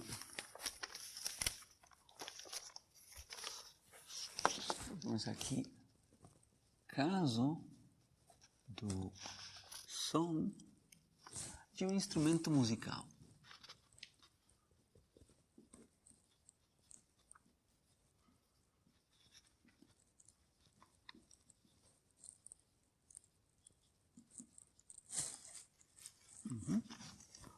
Então, o que vai se ver lá no osciloscópio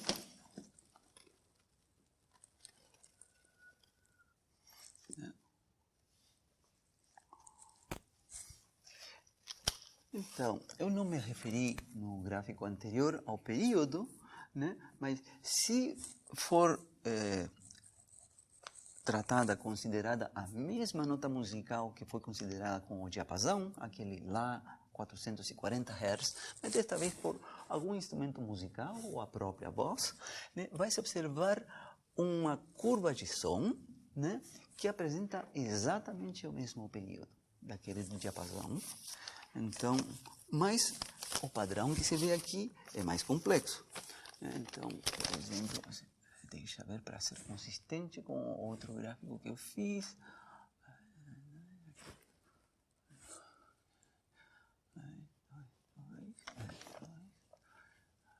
Aqui. Então, suponhamos que estou aqui inventando, tá? Esse padrão não é uma sinusoide, né? E que esse padrão se repete. Então aqui, vou tentar copiar de novo esse padrão. Aqui, esse ponto está aqui, mais ou menos. Vou tentar copiar esse gráfico, né? Como se eu estivesse mesmo trasladando ele. E aparece aqui também.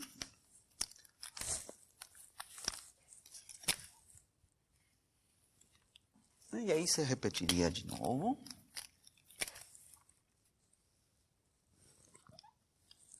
Assim vai. Pelo lado esquerdo também.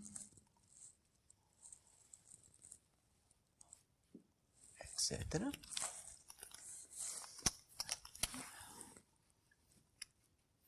Y.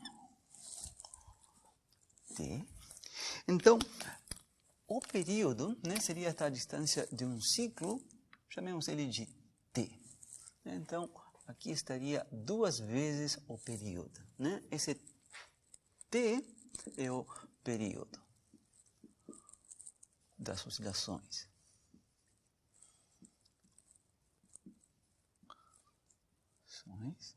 Então, vou voltar para o gráfico anterior.